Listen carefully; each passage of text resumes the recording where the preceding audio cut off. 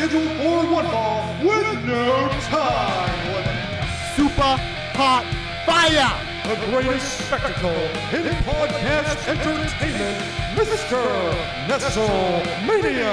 That was literally verbal diarrhea. I'm setting the bar awfully low. Titus O'Neil keeps running directly into that bar. Get him off my TV, get him off my TV. You make me very angry. The man who has a better IQ than you, the awe-inspiring JC. You should go work for WWE because you'd be so up far up Vince's No. Oh, you are such a sucker. You defend everything, all the bad moves they make. This is the Jobber Knocker Podcast. Ladies and gentlemen, welcome to the latest edition of the Jobber Knocker Podcast. As always, it's WrestleMania. Alongside for the ride is JC, who loves Taker. Thank you for losing this weekend at SummerSlam. SummerSlam. It has come and gone, but I'm going to completely ignore what you said and no sell it, by the way. SummerSlam 2020 is coming to Boston, the home of JC, and also WrestleMania and some other people. Right? But it is coming to Boston. So you know what that means? I think our boy Ray had the idea. He did. Why don't we fantasy book a few matches we'd like to see at SummerSlam 2020? So you should head to the website immediately, probably right after you do this, because you don't want to do two things at once. You know, it might distract you. But jobberknocker.com, SummerSlam preview. We gave a bunch of matches. There's some pretty super hot fire ideas on there. So, yeah. You're too Let's quick do with the super hot fire. But I can't help it. So check that shit out. But you know what? Let's get right into SummerSlam, because we got a lot to talk about this week. And, I'm just going to start off. We can piss through the pre-show, but I want to give our boy Oney Lorcan I like that match. You know why? Because it was when you think cruiserweights, you're thinking flippy dippies, you're thinking fast paced, but this was like a physical beatdown. I was watching it with our boy The Sure Thing, who's very good friends with Oney. They go way back. They're very close. And we love this because it was just they were hitting the shit out of each other. Gulak literally was turned red by the end of this. It was a nice change of pace for the cruiserweights. I thought it was a great way to kick off the show. Always a fan of the Gulak. I love the way he mat wrestles. I love how physical he is. And I've always been a Biff Busick guy way back when he was in Chaotic. I loved watching his matches. So I never got the chance to meet him. Never got a chance to hang out with him like you did. But I will say, from what I've seen of him, he just had something special. So yes. I'm very happy for him. So that's an amazing effort for both guys. Rowan attacked Murphy during that match. Yeah. That's all it was, and that's all it needed to be. Yep.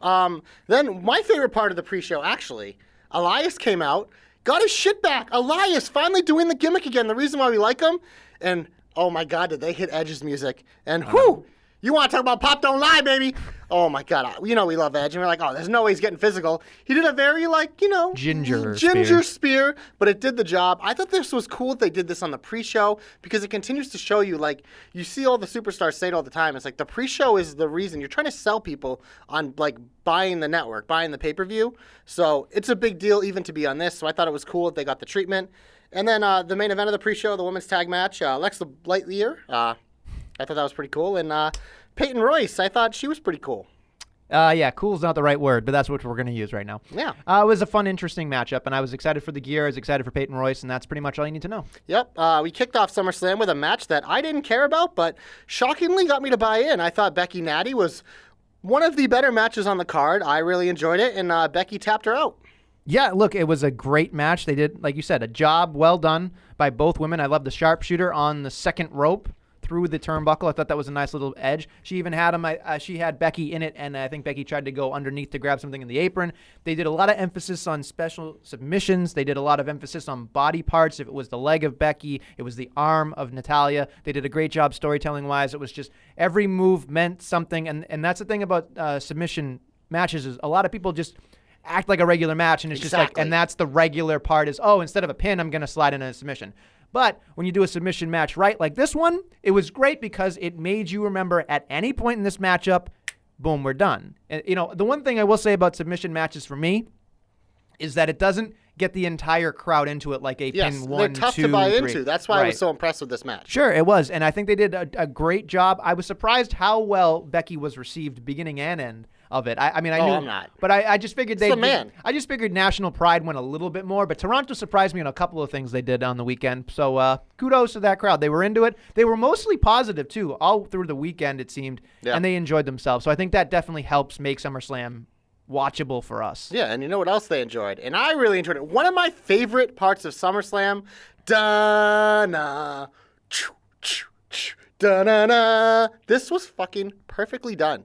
Like, literally, like, what did I tell you it was going to be last week? Like 2 minutes, 8 seconds? What was it, 145? It was 145. It was fucking perfect. Goldberg pretty much, he no-sold the super kicks. He kicked out at 1, which is fucking hilarious. It's so Goldberg. Shook it off. It's so Goldberg. And then literally, spear, jackhammer, night.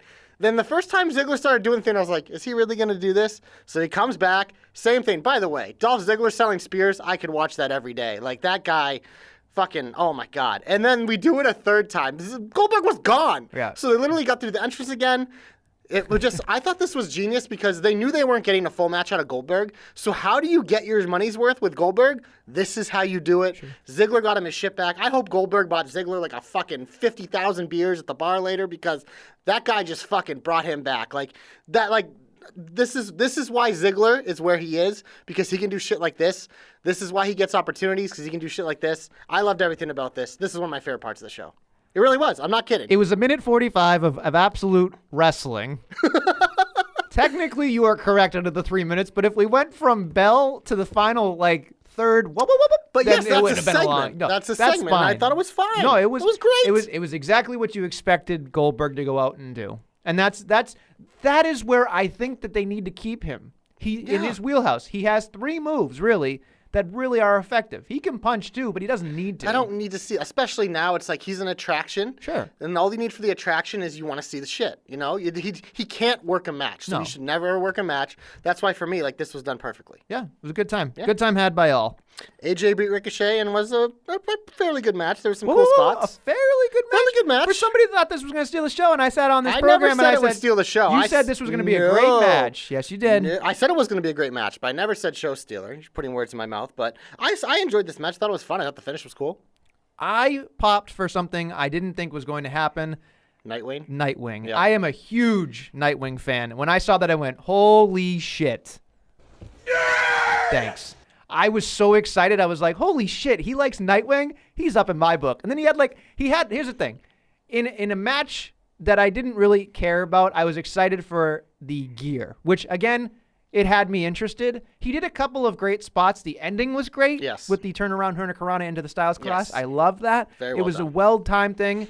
It was great. But like I said, at the end of the night, it is a match that I will only remember for the gear. I won't remember anything else. But you remembered something. I'm saying like 6 months from now when you ask me about it. Remember SummerSlam? Oh, yeah, the time you wore the gear. I won't remember anything else. And that's fine. You remembered it, That's though. fine, but I will remember that. And that's the thing. I'm like, you know what? They did better than I had lowered expectations because I had no interest in it whatsoever. And he popped me. So there you go. You know what popped me? Oh, dun, boy. dun, dun, dun, dun, dun. Woo! That was pretty great. The Street Profits and Ric Flair, like, you want to put electric with electric and make a fucking lightning storm? That's how you do it. I mean, there's not much to say besides that, but I thought that was amazing. I just love the, I don't know if they showed the gif of it, but it was so awesome to me. It was just like, Montez Ford is about to drop the elbow. He does some like weird thing and just falls out of frame. I was like, that part at me, I was just like, holy shit. Like, I know that our boy, the Joe Stopper, always says, shut up, Dawkins, in every article or every tweet he ever has. Dawkins is by me, man. We can talk about him on Monday, but I'm starting to really like But Dawkins. there's something about that Montez Ford where I'm just like, they literally probably hand him a pile of shit and they just go, here you go. And I think They probably go, here, take a couple shots, do whatever you want. Yeah, exactly. It's just like I think at some point it's going to be a detriment to them because I think they're going to literally not write for them anymore and they're not going to give them anything and they're just going to be like, here's this piece of shit I worked on for 3 seconds. Well, literally they're like, this is the worst part of the show tonight or on pay-per-view, hype it. Then they hype you for it. Yeah. Speaking of the worst part of the show, this unfortunately was a low point for me. Bayley retaining against Ember. Wow. Didn't do much for me. And it sucks because I love both these women. I think they're both incredible. But this storyline was doomed from the start, and it didn't do much for me. Ember looked great. She always looks great. Between Sunday and Tuesday, she did a great job making it seem like she was a contender. Yes. I will say that was she did. She did. The booking, not so much, yeah, but yes, but the rest of it, regardless of how she was portrayed in the matches she had, she overcame whatever she had to. So tip of the hat to her because when I was watching it, I go, this is not good. But it is what it is. I will say, very special shout out. While I was watching, I got bored because the commentary, to my opinion at least, I thought was the drizzling shits halfway through. I just stopped, put it on mute, and I started watching Watch Along while I was watching it. It had changed my life. I swear to God, I was watching, I'm not even exaggerating, I was watching Nikki Cross and Alexa Bliss eat ice cream, and it was the most entertaining thing you will ever see in your life. Then they leave because they're too cool to be there, and Nikki sneaks back in and tells people not to tell Alexa that she's in there. And Matt Hardy is also there. He started out on the couch as version 1. He left, came back as His interaction with Nikki Cross was amazing. I can imagine. And it was like she was so excited. She's clapping like this, and he goes, yeah, duality and your tag team. Like he sold the whole thing. Meanwhile, Adam Cole's over there throwing insults at Pat McAfee, and he's like, I'm friends with KO too. He goes, no, I'm close personal friends with KO. He told me you're annoying and stupid, and you can never kick a field goal over 40 feet. It was so funny. Then he leaves. He does realize he's a punter, right? Then the second part was Gargano just in awe. Like it was if you go back and watch the GIF, it's Gargano watching Bray's entrance. He's just there like a little kid, and he's like, his mouth is wide open, and I'm just like, yes, Johnny, like that's who you are. You're us. You're Johnny Us. Yeah. So if you get bored sometimes, you think the pay-per-view shit, watch along. I think it'll make your experience a hell of a lot better. I don't get paid by the WWE, but I thought it was an enjoyable experience. Well, maybe I should have done that during KO and Shane because that was useless. I'm not even going to let you talk about it, but we're going to go to Charlotte and Trish, which this match started off really, really poorly. Really, really poorly. And then Trish tried to do a Stratisfaction, and Charlotte literally had to pick her up and throw her to do it, which wasn't good. But after that, the match got pretty good, and I thought they finished strong.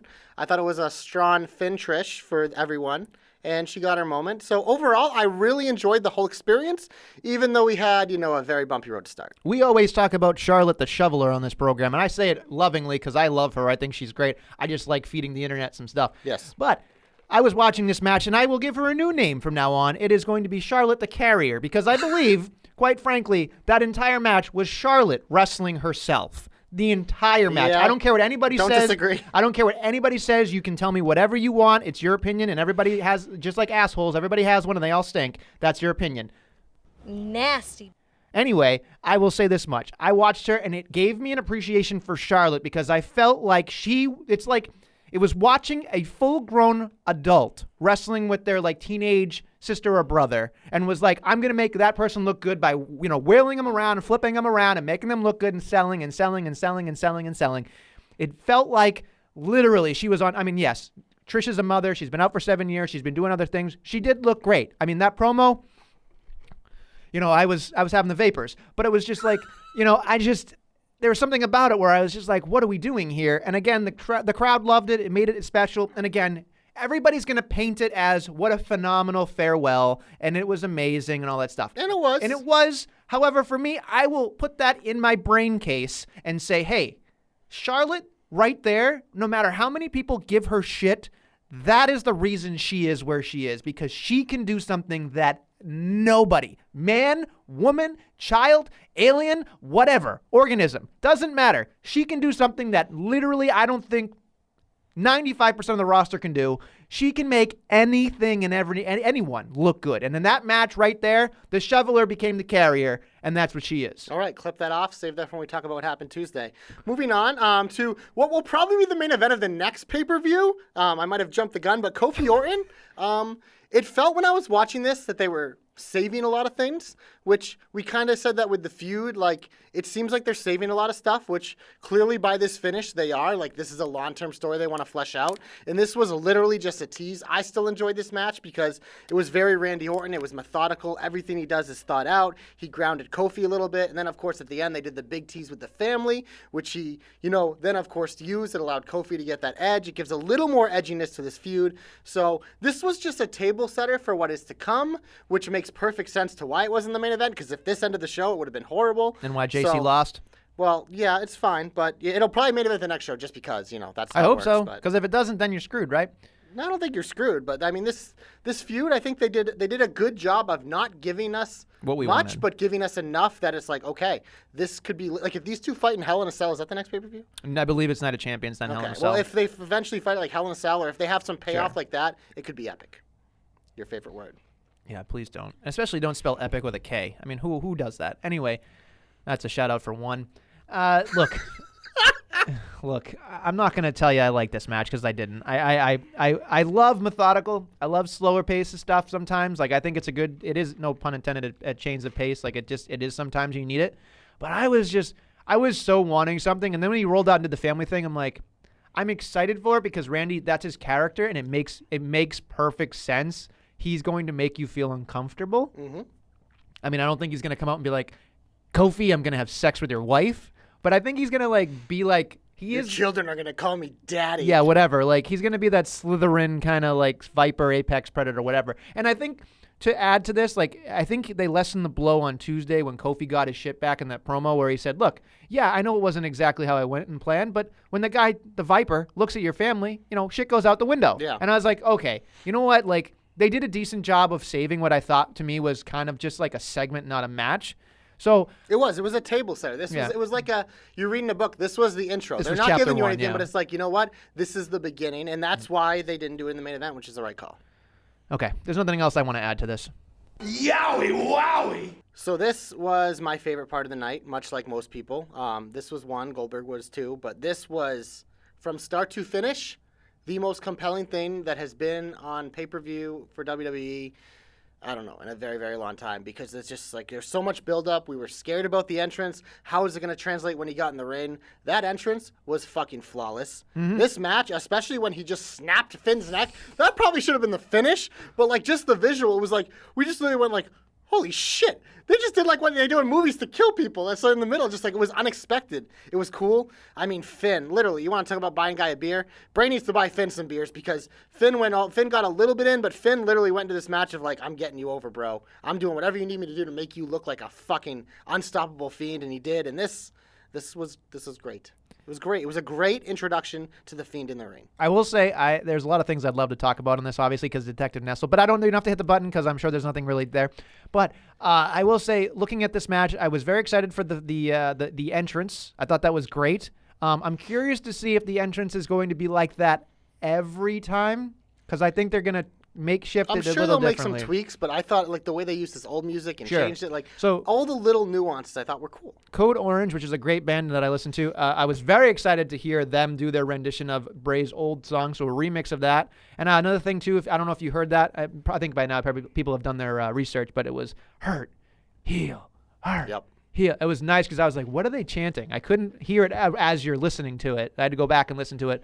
But there were so many things that kind of like, if you go back and you watch it, there's so many things that were so great. Like just looking at the lantern, having it be his face with the eyes sewn shut. Creepy. It was creepy. It was good. The fact that the Fiend had his own name, it wasn't Bray Wyatt, it's the Fiend. There is a separation between the two.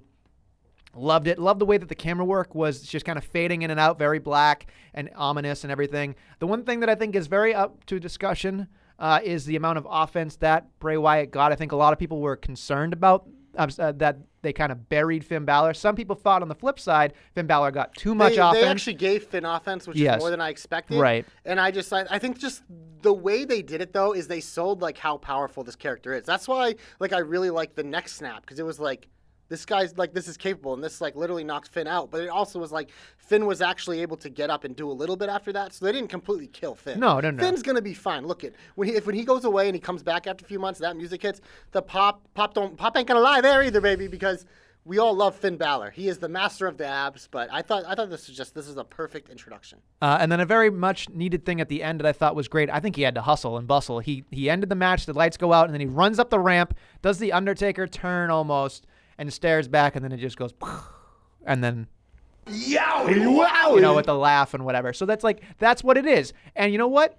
This isn't a character that needs to be on every week. Nope. This is not a character that I need to see. What was your thoughts on that this week? Because a lot of people were like, oh my God, I want the Fiend. But I was like, I kind of like this because it has become such an attraction, must-see TV, that like, obviously, you got to watch all week in case he's there, but not having him is just kind of like, the Fiend does what he wants. Like next week, they're starting the King of the Ring. I wouldn't be surprised if he popped up during one of those matches and picked his next victim. Sure. I think that's a good way to do it. That's what I love about the King of the Ring, which I think we should talk about in a second when we kick off the main part of the show. But I just think it's an opportunity for so many things like this where you can start so many feuds and then the King of the Ring, and that's where I expect Bray to pop up next, or if the Fiend or whatever he is. Let me throw out really quickly two things that I saw on Twitter, not my own detectiveness. One was there was a GIF of Baron Corbin talking to Finn Balor, and I forgot this had happened when he was making fun of how the size of Finn Balor, the Finn's Fun Funhouse, House? and I was like, holy shit, that blew my mind. Yeah, I think Finn retweeted that. Yeah, and I was like, holy shit. He's like, I've always wanted my fun house. And I was like, this is ridiculous. Like that I guarantee you that was just a throwaway line that kind of just matched up, which is fine. The other thing, I'm beginning to think a lot of this Bray Wyatt stuff might not be throwaway. but here's the thing that kind of that didn't really get put on, but it was a nice little nod. Again, coincidentally, it has nothing to do with anything, but again, this is where my brain goes. When they announced Finn Balor, and again, I was hypersensitive to everything that I was watching because I was so excited. I forgot that Finn Balor was from Bray County, Ireland. Oh my God. And I was just like, that was just like a nice little thing.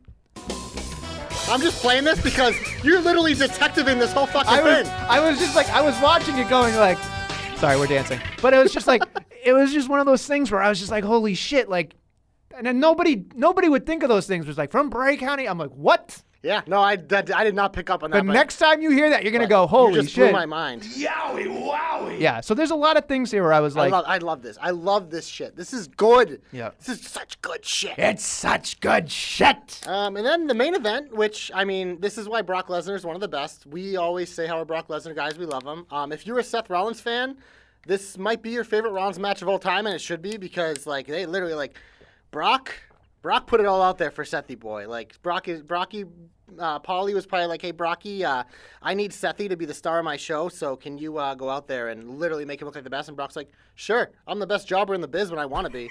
I mean, this match, it was, in terms of wrestling, the reason why I didn't love it as much is because they were making such a big deal about these beatdowns. And after the last beatdown, after a week, he could barely come out and walk. And this one, 5 days later, forgot to he's sell. fine. Yeah. He's jumping around. He's fucking stomping, like, with no issues. Like, there was no selling of it whatsoever. That's what bothers me a little bit about stuff like this, is that if you're going to work really hard to do a storyline, then you ignore it. It cheapens it for me, and that's kind of what happened here. But in terms of, like, if this was just something by itself with no story, it was enjoyable. It was.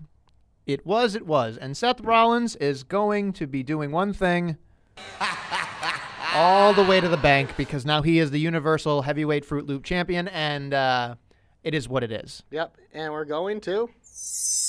You'll always be in my shine. Mwah. There's only one way to start this off, in my opinion. And I'm going to say, don't hit the button yet. Well, I don't know which one you're doing. I have an idea. It's from SmackDown. Ooh. I'm starting with Buddy freaking Murphy versus Roman Reigns. Go ahead. Here comes the big dog. The big dog, Roman Reigns. I can't overstate. If you haven't watched this match this week, folks, go out of your way, go on YouTube, DVR, whatever you got to do, send up a smoke signal, something to find it, to watch it. I don't care. Just go and do that because it was a master class on how to get somebody over with still losing. It was unbelievable. Buddy Murphy came to play, no pun intended. It was great. I can't overstate how much fun I had watching this matchup. I cannot believe the givingness of Roman Reigns. Roman Reigns showed in that match why he is probably one of, if not the best wrestler on the roster, and why he is where he is. Like, we've seen this plenty of times with Roman Reigns. You give him someone like this, an absolute workhorse, fucking stud in the ring like Buddy Murphy, and those two together, like, you combine those forces, it's like, I know Captain Planet needs a lot of Reigns, but fucking Captain Best Match Ever only needs two. Yeah. Roman and someone else. And, I mean, it showcased everything about Buddy. Like, look, I'm shouting out 205 Live right now because that show, the reason why it's such a success is because think about now some of the guys that's really elevated. Neville, who did leave, it made Neville into what we wanted him to be, a main event superstar. Buddy Murphy, literally, they were struggling with him in NXT. It's like, we know this guy's a good worker. We can't find something that fits. He was in a tag team. Alexa Bliss, started to lift them Broke up. his heart. Yep, they had won the titles, but then after that, it was just kind of no man's land. He loses a ton of weight. He shreds himself, literally shreds himself, gets on 205 Live and becomes the star of that show. And so, like, now it's like those of us who have seen some other, like, this guy's legit, you bring that over to the main roster because now Vince sees it. You put him in this kind of opportunity, and this is what happens. And like you said, he didn't need to win. The same thing as, like, what's been going on with Cedric. This was that to, like, the umpteenth degree. It was like, it's like when you debut John Cena. Let's stick him in the ring with the best wrestler we have, see what happens. Let's take Buddy Murphy, stick him in the ring with the big dog and see what happens. And oh my fucking God. I think I gave it about 30 flames on our damn thread. Like, I think, yeah. This was the best match of the entire week. This was fucking incredible. I saw a lot of people being pissed off this wasn't on SummerSlam. This was in the perfect spot because on SummerSlam, it would have had less time, would have got lost in the shuffle. This was fucking phenomenal. It was amazing. What an intro to Buddy Murphy. I'm fucking excited. He's also in the King of the Ring next week, which I think is super exciting. So much good shit happening with this stuff. Yeah, it was good. I can't overstate it enough, folks. Go back and watch it. And it was a two-segment match. It wasn't even one segment. It was a lot. The second segment was really long. God. So that was not a bad thing. They got their time, and it filled me with joy because I was like, this is a pleasure to watch. Yep. So I'm very excited with that stuff. I want to rewatch it. That's how much I enjoyed it. Yeah. I thought it was great. But when we talk about the big dog, there's a lot of other things going on, and I have a lot of questions. So Now we're dancing. Jeremy, he's wiggling. I don't know if your body should wiggle like that. Oh, well. So yeah, they literally sprinkled this stuff in all weekend. Sure. And it obviously ended the show with a confrontation. Buddy Murphy got the shit beat out of him backstage. So true. I need Detective Nessel to bring all this together for me. Okay. So try to figure this out. So here we go. Good So luck. thank you. So that you set the table for me.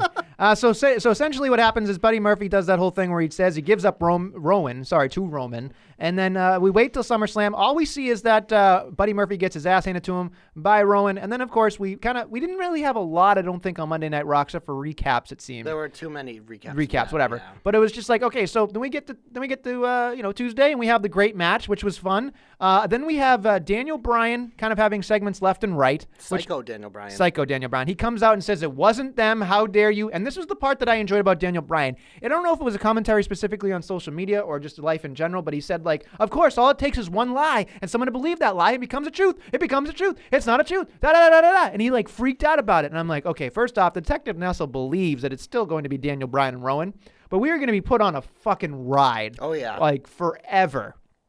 Which made me lead into the other part where they at the end of the show, they beat up Buddy Murphy the same way Roman Reigns did. Yep. And I was just like, okay, this is nice. This one was more vicious. Yo, though. this was Rowan looked like a superstar in that yeah. segment. And again, Buddy did a good job flinging across, peeling Buddy. across, whatever. You know, Buddy does what he can. But the thing that I was sitting there as I was watching it in the dark, watching and thinking myself, like, okay, clearly it's probably going to be Daniel Bryan. However, if it is not, I went through the entire roster, JC, and I decided here's a couple of guys that I believe could be suspect. Okay. Let me see what you think about this one. Aleister Black. Doesn't really have a lot of things going. Says who's going to be knocking at my door. Yeah, mild interest in that. Okay. Next. CN. Alina! I'm thinking that could be Zelina could have fit in that small car. It's true. It's true. She could wedge inside of a forklift. Who knows, right? It could be interesting. Here, another thing. This right here, I believe, would be my favorite of all. Maybe, kinda. Baron Corbin.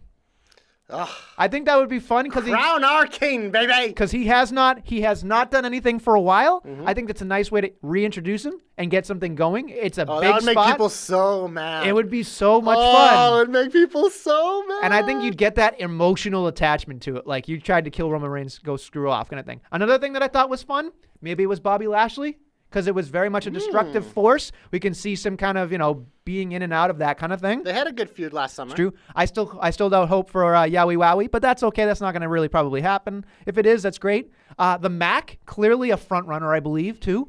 I think that could be something that we've already seen a bunch of times, so I'm kind of thinking to myself, we've kind of cooled off of that. I'm gonna pass on that one. Here's my wild card. Ready for this? Mm-hmm. Harper. I saw people throwing that name out on I think Twitter. it might. There's an outside chance that it could be Harper. Especially because with all the internet buzz being Yeah. that like they're just letting his contract run out, Yeah. he's not doing anything, like he has had issues. That would be kind of one that because it just like it wouldn't be expected. Sure. That'd be intriguing. I think it'd be interesting. I don't think Yeah. it gets me as hot and bothered as the others that I've expressed already. Yeah. Another suspect that I thought clearly could be interesting would be Sami Zayn, just based on the fact that he doesn't really have anything to do now again. Well, Sami Zayn. What's up, jobbers? Jobber alert. Yeah, that's all I got to say And about him finally, right now. for a twist of all twists, I believe it'll be maybe a suspect here is still we come back to Samoa Joe. I think that would be an interesting after everything that happened, every little bit of apology and hoping that he cared and blah, blah, blah, blah. He's a softie. I think that there's a lot of red herrings here. I think the's a lot of people in play. Buddy Murphy, Joe, Samoa Rowan. Joe's definitely involved in this, Yeah. obviously, and they're building him up. They had him squash Sammy, and then he beat KO with that awful schmaz on SmackDown. But Right. it's just like clearly they're There's doing something. something. Yeah, but I'm with you. Daniel Bryan still would be my top choice. He'd be my top choice, but there are a lot of ways that I would love to book this different ways. So I'm interested in this, quite frankly. I'm like very it. interested. So there you go. I gave you, I think, 8 suspects. If you don't think it's Daniel Bryan, you're high, but there are 8 suspects that it could be. Fickle! Thank you. I think we need to talk about the King of the Ring right now because this is exciting. King of the Ring, 16, they announced them. There's a lot of fun names in there, like my boy Shelty B, baby. He's going to be in a match. Can't wait. But obviously the guys like Buddy, Cedric, Andrade, like Ali's had some great promos about this being King Ale. King Ricochet was literally a thing. So I don't know about you, but it's always in the shine, much like... Wow, you stretched You for know, that one. always You in the shine. King of the Ring, stretched. always, but it hasn't been around since 2015. Bad News Barrett, I think, is the defending king, which They're not that was gonna probably tag the him. low point. But I mean, this is exciting because we're gonna have some legit matches leading up to, I would assume, this culminating at Clash of Champions. I hope so. That'd be fun.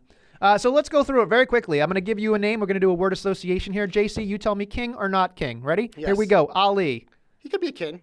Andrade, King. Apollo Crews. He'll put on a good match with someone and lose in the first round. Okay, Baron Corbin. King! Crown my king! His bald head would look so good with like a crooked crown on it. Oh my god. Oh, the Mad King Baron Corbin. Sign me up. Okay, Buddy Murphy. Not king, but I think he could go deep in this tournament. All right, so we have 3 kings so far of Glory and Ty. Cedric Alexander. Not a king, but same thing as Buddy. Like, I think he gets an upset in round The one. king of swing, Cesaro, could be king of the ring? Someday, not now. Okay, still 3. Chad Gable, thanks for coming. I'm not even going to ask you. He'll make someone look good in the first round. I think this is going to be the winner. Drew McIntyre. Yeah, king. Okay, 4 so far. Elias, no thanks. No, 24/7 jobber. The Miz? So he potentially King or no king? Gun to your head. Go now. Not as a babyface. Okay. King Kevin Owens. I could see it, but he's getting screwed. Okay, At some point in this so tournament. no. Probably in the finals. He's Okay. getting screwed. Easy layup here because it's part of his Twitter handle. King Ricochet. Yeah, he could be a king. All right, so 5 so far. Sami Zayn, not happening. Samoa Joe? No, Really? I can't see him with a crown. He's not really a king. He's more of like a conqueror. Okay.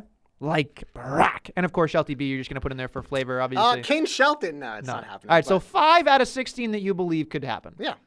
Okay. All right. I believe some of those. I believe most of them. I still think it's got to be between the Mac and Corbin. I think those are the 2 to me that I think fit the best. Yeah, I think if they do go the babyface route, Ali or Ricochet make a lot of sense, but I think the finals could be like KO and McIntyre or Ali and McIntyre. I think it's something like that, and I think Drew would be my pick as well. All righty. There you go. King of the Ring. Get excited. We've waited too long. It's boss time. The Smurf has returned. She's back, baby. Hashtag Smurf gone mad. Yeah. Lacey Evans tweeted that. Best tweet ever, but this is exactly what we wanted. You hoped for it last I week. did. Nestle's hopes They come did true. it perfectly. Natty out there cutting a Natty promo, being like, eh. And out comes Sasha to play the nice. And I'm like, please punch her in the fucking face. And sure enough, Sasha punched her in the fucking face, beat the shit out of her, revealed her new blue dabba dee dabba da hair, which was very, very How shiny. did you feel when you knew that you weren't being lied to? I was just like, wow, that is blue. Which, you know what? I think it's teasing more to come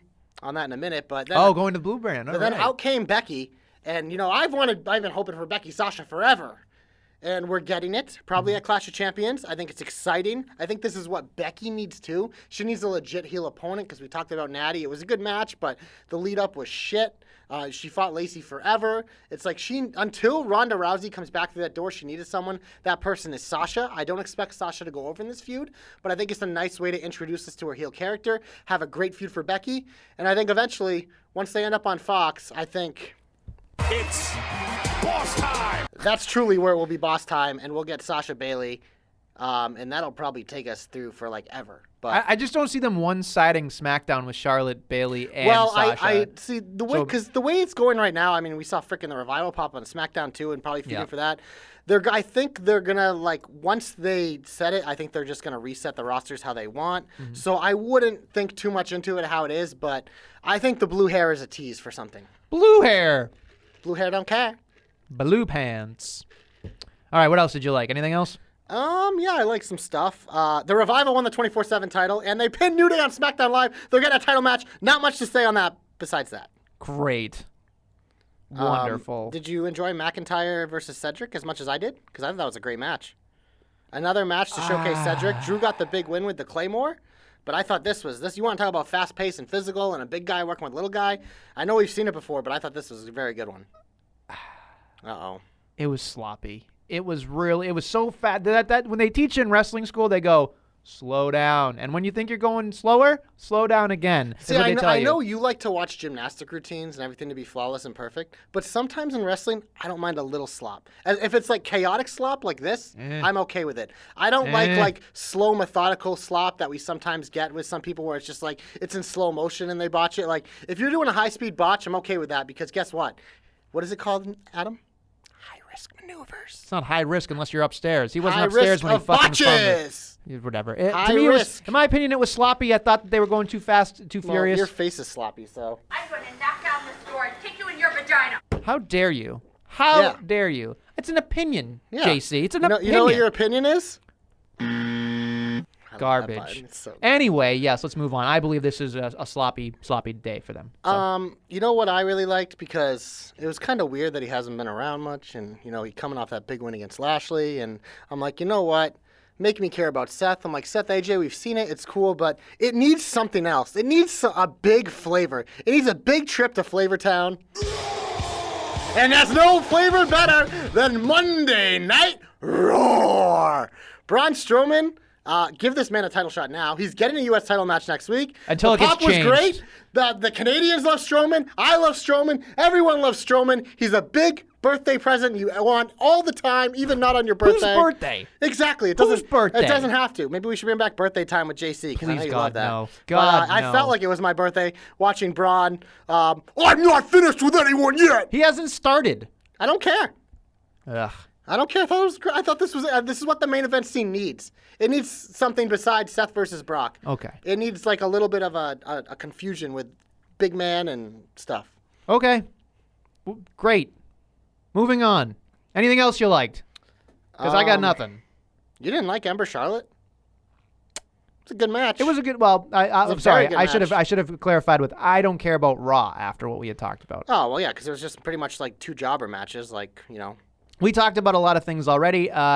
I did enjoy Ember and Charlotte. I don't necessarily believe it was a shoveling effort. I thought it was a good time, but that's just me. Yeah, here's the thing about Charlotte. Remember what you said earlier about her? Mm-hmm. She should win almost all of her matches because she is the top female in the company. Just like, if Brock Lesnar wrestled more, you wouldn't want him just losing random matches to like Ricochet. Mm-hmm. And that's where I think Ember is right now. She's like upper mid card. She wasn't a main event spot at SummerSlam, but there hasn't been enough with her yet to make her a true main event player. So she should be losing a match to Charlotte, but she had a very good showing, and it was a nice tease of like these two in the future could have a really good feud for a title. But right now it's the Charlotte show, so she should be shoveling on everyone. Shovel. Yeah. Shovel away, Charlotte. Yep. I don't have anything else on SmackDown that I was really interested in, honestly. Yeah, I mean, it was what it we was. mentioned, the Orton Kofi back and forth is cool. What was in the middle wasn't, but the beatdown at the end was cool. Get him off my TV! Get him off my TV! Get him off my TV! It's true. Where do you want to start? Just light the candle. I'll follow. Honestly, there's so much. So we got pretty much all the way through the show. Oh, please. And there was no six-man tag. Ugh. And then Randy Orton, the biggest heel in the company, goes, I want to wrestle tonight, which normally he doesn't, but he's like, let's do, you know what? Let's have a six-man tag match. Holla, holla, holla. Do you know how excited I was for Revival New Day? No. But at the same time, I'm kind of glad they did this because they're going to save it for the pay-per-view. But this was literally useless, which sometimes I'm okay with by the end of the week because I'm on, hour 10 of wrestling in the week. So I'm like, give me Good something I don't God. need to pay attention to till the end. But, yeah, we got a six-man tag.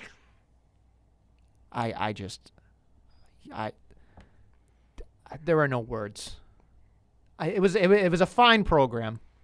And then that last half hour, man. That last half hour, in my opinion, I don't even have the toilet anymore. I can't hit the button because of this goddamn I forgot thing. about the toilet button. Yeah, that was a long one. But That's what that's she how I said. felt. I felt like this was a piece of shit. It was so angered when I'm sitting there. It was so... I can't even... It's got you so mad, you're just putting words in the wrong place. I am so angered by this entire thing. It was a fine program. and then they muck it up. Well, I do have one thing to say about that. Is yes, that was bad, but it wasn't the worst part of SmackDown. No. The worst part of SmackDown was the beginning. Sweaty Shane? Because why the fuck is Shane and KO still happening? Are you kidding me? We had the definitive end to this feud. And then literally come to SmackDown and like, rerun. We got to put Samoa Joe over again, but let's throw Elias out there again. Let's fucking have Shane cut more awful promos. Let's literally do the same thing. What are we doing? Why? Also, this is the other thing that pissed me off. Elias won the fucking 24/7 title on Monday. Shane says, oh, he's still hurting from the beatdown you gave him on Sunday, so he can't compete tonight on Tuesday. I'm giving him the night off. It was like, he just won a title last night. But then later he comes back and they do the referee thing again. It's just like... And also, he came out without the 24/7 title, even though they gave him the graphic. Why aren't all those fucking losers in the back, like R-Truth and Drake Maverick, running out and trying to pin him? It's 24/7. He's literally right there. And Kevin Owens is going to hit him again. He's going to be ripe for the picking. Ah! All of it just sucks. Toilet emoji. Toilet emoji? Yeah, I just invented it. Is there one? You're welcome, iPhone. Look, you basically said what I wanted to say, so I'm not going to reiterate the same things, but it's just the 24/7 championship has had like 6 pauses in 2 months, it feels like. Yeah. It's bad to pause something that is supposed to be something that you have to defend all of the time. Don't make any sense. Yep. It's bad booking. It's bad perception. I know people are going to right away by saying like, oh, well, he's the boss. He can say whatever he wants. There's only one boss in WWE, and she has blue hair. Ooh. What else did you Woof. dislike this week? Oh, boy. All right. There There's we go. plenty. There's plenty. There's plenty of shit. You know what? Doesn't matter to me. I just don't care about AJ and Rollins. Like, there's nothing they That's can... why I needed Braun! There's nothing about that I give a flying fuck about. Like, that match, I was like, great match. I'm sure it means nothing. And, of course, they wheeled out everybody. I'm like, okay, 6-man tag next week. Which I still will believe that match for Braun and AJ turns into a 6-man tag. They did it as a dark match. It was a dark match. No. I'm telling you, next week, Braun versus AJ is going to spill into a 6-man tag. We'll see. And when it does, you are going to feel the ground shake wherever you are in the world because you're going to hear me scream, what the fuck? Yeah. That's what it's going to be. It's going to be that. Don't tell me it's not, JC. Don't tell me it's not. I have faith that Braun will kill everyone. But more stuff on Rollins. Like, people bitched about the way they used to book Roman Reigns. That's how they're booking Seth Rollins now. Like, they're gonna literally book him until we all hate him. Like, I already want to boo him, but like it's like they bring on Stone Cold to fucking suck this guy's cock. Oh, Jesus. Literally just, oh my God. It's honestly, to me, the way that they're booking Seth right now, trying to force this awful babyface down our throats, is a million times worse than they ever did with Reigns. Oh, yeah. Because Oh, at yeah. least Reigns is likable. He seems like a good dude. Rollins seems like a fucking dick. He is. And we know his promos are going to be shit. Like, once he gets in the ring, for the most part, he's usually good, except when he's not selling. But it's just like, It was bad. I want Braun to just eat him and spit him out and fucking You wanna shit eat all over his him? grave. Jesus, that was that got dark very Maybe quickly. we need the Fiend to snap his neck. Wow. Are you okay? No, Okay. everything is not okay. Okay.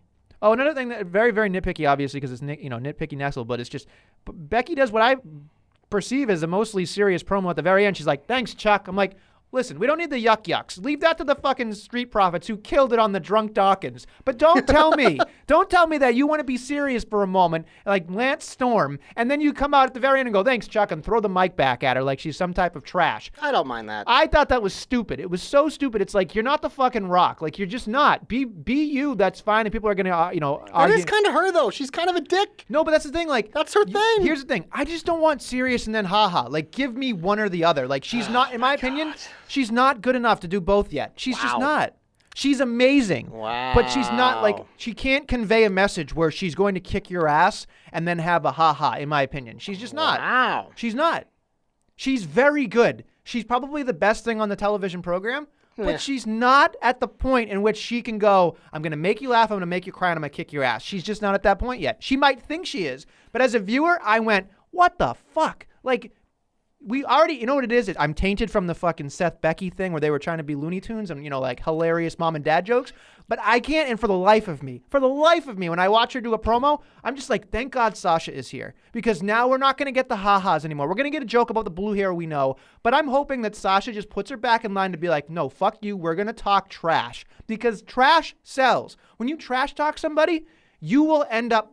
Why does Conor McGregor work so well? Because he's an asshole. He is an asshole. Becky needs to be an asshole. Calling someone by not the real name is kind of an asshole move. I don't know how you're off your rocker about this, but you're you're nitpicky and you're very fickle. But that's fine. That's me. That's whatever. You can sit there. Listen, I know TJ's yelling at his kid or the Alexa that blurts out the jobber knocker. I'm sure Billy's pulled over yelling at it too. And some people hate what I have to say, and that's fine. We all do. But that's just me. Still the same OG. Right. Yeah. Oh, my God. But, Oh, my God. Anyway, what else did you hate? Knock, knock. Oh, really? Knock, knock, knocking on Alistair's door. This shit sucks. Ray hates Why when are we do that. still doing it? Ray hates that when we do that. Good. Yeah, but that's all. It's like, what? Why? The guy's in fucking King of the Ring. He should have just been like a serious promo, been like, "I'm gonna be King Black, blah." Instead, he's like, "No one wants to fight me. I'm a fucking coward. I sit here with my fucking legs crossed, all by myself in a dark room, watching porn." Yeah. How do you know he watches porn? I don't know. I'm fucking guessing. This shit sucks. We don't see his hands though. Do You better are correct for him. about that. Do better for him. We should do a Detective Nestle segment on him. And no, we're not gonna hit the button, but you just want to dance. I'm not doing anything. I don't have anything. I don't have anything. You just want to dance, you jerk. It's a smooth one. Oh, it's so good. It's smooth. I should have had that from the beginning. Anyway, look, I don't know where I was going with this. Going on to something else, because there's something else to add with the Black thing, but it's just like Aleister Black is who he is. It's just there's nothing else to add. It sucks. The one thing I will say is, fuck Rey Mysterio. He almost killed CN. He almost killed Andrade with a fucking Canadian destroyer over the top rope. Like, he didn't even get his legs in between, like, the head. And I literally thought Andrade might have snapped his neck. Like, I'm so glad that he's such a stud. He was just like, but luckily he's like fucking Gumby, so. I'm so glad that he can do that. But there's got to be a problem with him. There's no way that he is not fucked up in the head after that. Like, there was such a shit. And I know the Joe Stopper sitting there shaking his fist. He's going to say something about Rey Mysterio. Don't do it. Don't do it, Joe. It's not worth it. But this was a questionable act in my opinion. So I hate Rey Mysterio just based on that alone. But the match was fine. 2 out of 3 falls. Again, why do we have 2 out of 3 falls if there's only 2 falls? But that's just what it is. I do have a question though. Yes. Again? This is terrible. This is too much. Even for me. You just want to dance. I'm going to end up having to take the button off. Why did Rey Mysterio cry backstage and talk about his family, Detective Nestle? It's Dominic the Donkey. He's coming. Yeah, so see, that was legitimate. No, but look. Every time I have a question now, I'm just going to... Please don't. I'm going to get so fucking fed up with my own segment. Which is his plan all along, people. He doesn't like that it got over. Oh, no, I love that it got over because I want to play that song daily, nightly, and ever so rightly. Well, she's not a woman. Anyway, look, Dominic, I really hope Dominic doesn't wrestle because I don't think Dominic's even going to be a quarter as good as his daddy. So yeah, but you just ripped his daddy saying he's horrible. So. No, and again, that's saying something. Like, if he's terrible at this point, like, he's going to be... What's his name going to be? Dominic? He has to be Dominic. He's going to be Dominic. Dominic just 69? Dominic. He can't be Dominic Mysterio. It is what it is, man. It is what it is. Look, shit going on here right now. The lights are flickering. Yes, we didn't pay our lighting bill, but it is what it is. I don't want to see Dominic. Okay. Do you have anything else? No. Dolph Ziggler lost in his jeans. That was fun. Yeah, I did the same thing, but with The Miz. It didn't bother me, but it didn't do anything for me either.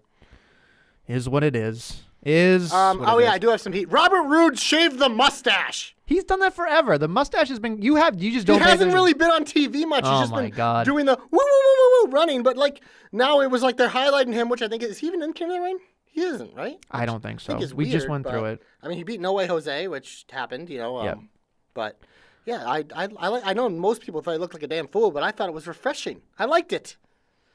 I think that's pretty much it. And very quickly, we can hit the jobber alert sign because I just got to say this because the Viking. What's up, jobbers? We just got to do it. Jobber alert. Carter Mason and Sebastian Suave were like jobbers. They jobbed out to the. I just love putting the jobber alert in there. So there you go. We have to call attention to it. Yeah. So there it is. I kind of blew the jobber alert on Sami Zayn earlier, but it's all right. It fit. It is. Glorious. You're my only hope. You Wait, gonna you go? want me to go first? Go ahead. Mine's pretty simple this week. King of the Ring's happening. When you win King of the Ring, Austin316 says, I'm going to whoop your ass. Like, there's moments made, but also something else used to always happen. They used to get a world title opportunity. Yes. They haven't said anything about that yet. But you know part of the reason why Bad News Barrett was lame and the couple before that? They didn't get anything out of it. They just came out with like a scepter and a fucking crown. But you know what? The winner of the King of the Ring should get a world title opportunity of their choosing. Probably at the next pay-per-view would make sense, which is why someone like McIntyre would make a lot of sense because he's ready for it. But yeah, my hope's pretty simple. Make it matter. Make it matter. What do you got? Well, I love the King of the Ring. I thought that was great. I think that I want my hope to be basically that feeling of specialness. I know we're not going to get the King of the Ring pay-per-view. I would love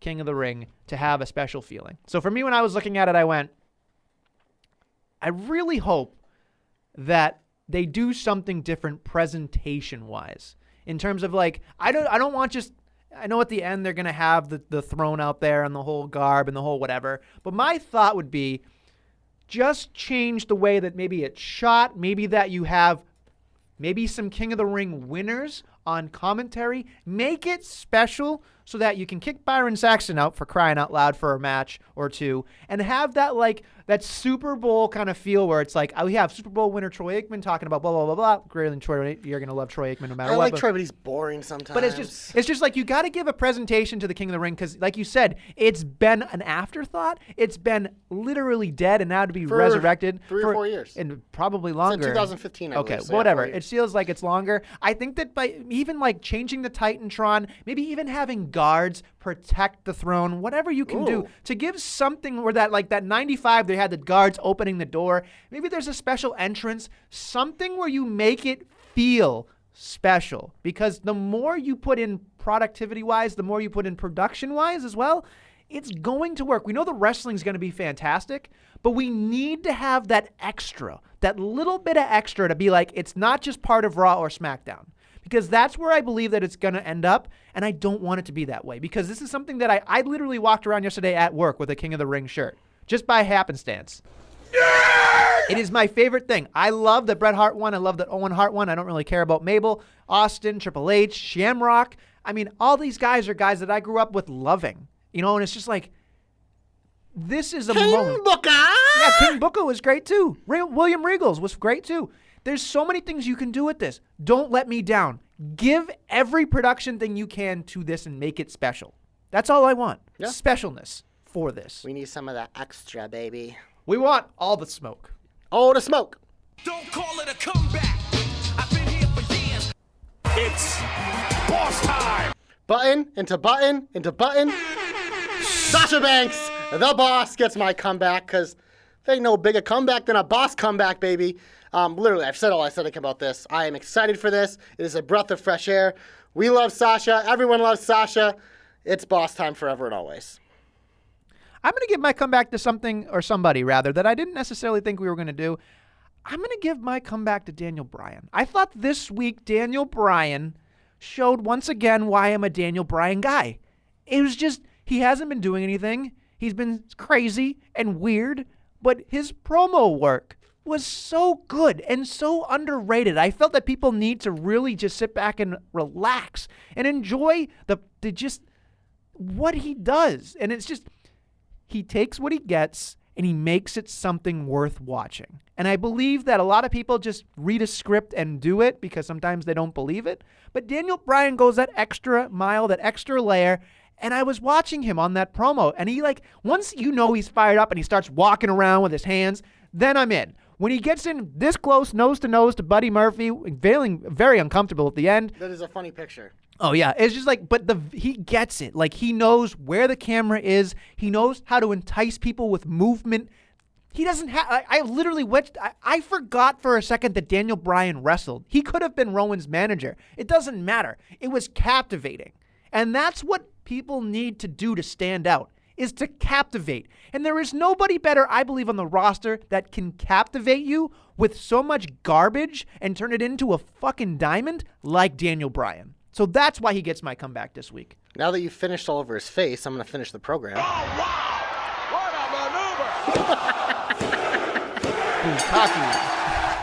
NXT, NXT, NXT. Cap pulls off real early. Yeah, well, dun dun dun dun dun dun dun dun. Retain the tag team titles because they're awesome and we love them. Yeah, that was a fun match. Yeah, whatever. I don't really. It was what it was. My favorite match was the next match though. Io beating Candice. I thought this was one of the best matches of the weekend because it was all about showing off Io, her new attitude. Like I had people talking to me that never really watched NXT and were like, "Who is that chick? She is like one of the better heels I've seen in a long time." Like it's just everything, her look, the way she acts, her mannerisms, like she sells it. Io Shirai is I thought she was a star as like the Milky White babyface, but as a heel, mega star potential. There's a lot of potential here with Io. I adore it. Yes, you are correct. You are correct. Thank you. Very quickly, shout out to our boy DQ who won the SummerSlam predictions, Yes. and our boy Ray picking up the. They both had clean sweeps, I believe. Well, the only flaw was nobody won the Orton Kofi match. So No, okay, sorry. So anyway, he almost clean Ray swept. won NXT, DQ won SummerSlam, Yes, and with a perfect score besides that. Billy D. I don't know why he even puts in predictions. He goes with his heart. I love him anyway, so it doesn't matter. Look, If he could pick, he'd pick Velveteen Dream to win every match. Oh, I know. On the card, even I though know. he's not in. Look, NXT to me, I enjoyed the Io Shirai thing so very much, and I just love her. She's my new favorite. I mean, I agree. She's my favorite person in NXT right now. Her and the Street Profits. Oh my God! Like I watched her and I went, the entrance is great, her look is great, the match was vicious. Candice did a great job. Yeah, Candice looked great. In too. my opinion, this was the match of the night, and I know people Agree. are going to give I me agree. shit, but that's fine. I don't Nope, care. you're right. The triple threat was better than I thought. Yep. I thought that was fine. I liked the, and I think TJ or What'd you think of Velveteen's entrance? Because I kind of liked it. I liked because the Mountie. It was I popped so for the him. It was Mountie. over the top. Yeah. It was obnoxious. It went on too long, which is him. Yeah. I thought it just fit him. That's why I liked it. I would have preferred to not have the. I know why they did it for the pop, but I would have preferred not having the Raptors be unveiled, which is whatever. It's small, minute point, but it is what it is. I'm always a pop for the Mountie. I would have, they're not going to put Jack Rougeau out there, but that's okay. Or Pierre because he's in Ring of Honor, but that's fine. But again, there is a tendency, and I think TJ said it to me, where it was, I don't like how sloppy that Velveteen Dream is in the ring sometimes. He goes very fast. And TJ says that's part of his, mystique, and that's part of his character. I tend to agree with that. But I don't believe that. I believe that, Well, like we talked about earlier, you like a perfect gymnastics routine. No, that's not it. I don't always want a gymnastics routine, goddammit. Sometimes I just want to grapple. It's fine. But I just, you fucking asshole. You're such a gaslighter. I fucking hate you. But no, it is what it is. I'm going to move on before I fucking lose my brain. Go ahead, move on. Is there anything else? I mean, the main event was a little too long. It was, for sure. But when I kind of had to reflect on this, because the third fall thing, like my first thought was like, that could have just been the whole match, would have been amazing. But I was like, I think the reason why I really thought it was so amazing, because once I came to the realization that match, that was like 45 minutes into the match, they started doing that shit. That is fucking incredible. It talks about their athleticism, their stamina, their ability, like at everything. So I was like, yes, was it way too long? Definitely. But at the same time, I think the reason why I really appreciated that last fucking 20 minutes Dean Ambrose Asylum match was that no Mitch. They were fucking. They're just, everything they did was pretty much flawless. Yes. And like they didn't really take long breaks. They never do. That's why these are two true Iron Men. So I thought it was a fantastic match. But yeah, the falsy thing gets to me, but I was just impressed with their lasting power. They did a great job. I love that Morrow said, that Adam Cole, baby, was a avid scuba diver, which is why he can go all night long. I was like, that is such an irrelevant point for me, but I popped so big for it. I was so great. Morrow has a lot of things that are so forced in. Yeah. But like the 20% of them that he hits for me, I think are home runs. But there's a lot of them where I roll my eyes and I'm like, okay, dude, take it down a notch. But overall, I still love Morrow. It was a great night for everybody, I think, NXT wise. And now I gotta say very quickly, because we didn't promote it apparently enough or at all. Oh yeah, check out NXT Hanover exclusively on YouTube. Our boy, the Quinn brothers at DQ of the JK and at TJ of the JK. Hopefully we get many more of them. Because TJ's obviously our NXT guy. They're the brothers Quinn. So check that out for sure. I checked it out. It was great. They nailed everybody's Twitter handles perfectly. It was phenomenal. Yeah. I didn't think there was any issues with that. You are such a gaslighter. I wasn't going to do this, but now I am. Look, listen. This is where it gets heated. All right? Look. DQ, TJ, you did a great job. Yes, Danny, you're great at the website. You do an amazing job on jobberknocker.com. Go visit it now. He does a great job curating the website. He's an Emmy winner. The man's a dad of 3. The man is moving right now and still part of the Jobber Knocker. All those accolades that he has, and the man forgets Nestlemania's Twitter handle. Yeah. Are you kidding me? You tweeting that TJ! You have 2 Twitter accounts! TJ forgot it as well. Both of you. Shame. Shame on both of you. TJ, a man, a manager of the happiest place on earth. A man that, when I met him, he was such a delight. The man who is always there for NXT. I cannot believe these my two. God. Listen, you don't bite the hand that doesn't feed you because I can't pay you. But that's what it is, folks. It is what it is. It's a fire alarm. It's fine. We'll move on. It's not places and burning down? Oh, if we are, we're burning down I thought with that it. moment was very... You thought them forgetting me was iconic? Yeah. So I'm going to socialize the pod now. Jobberknocker.com. That's the website where you can find all the links to the podcast, including our SummerSlam 2020 in Boston fantasy booking preview. Obviously, iTunes. This fire alarm's distracting. iTunes, Podomatic, Google Play, Spotify, Stitcher, YouTube. Like, subscribe, comment, download. 5 Flames, give us a review. We appreciate it. Twitter, at Jobberknocker, at JC of the JK, at DQ of the JK, at Ray of the JK, at Billy D2411, at Joe Bob forgot my name. 7, at TJ of the JK, and at the Real Deal B Cox. At Facebook Nestlemania, Jobberknocker. at Nestlemania. Instagram Jobberknocker. We're everywhere you want to be on social media. Unfollow at Nestlemania. Fuck That's all you. you got to say. I'm going to close at the show. Next week we got AJ and Bryan. It'll be cool. But until next time, we'll see ya.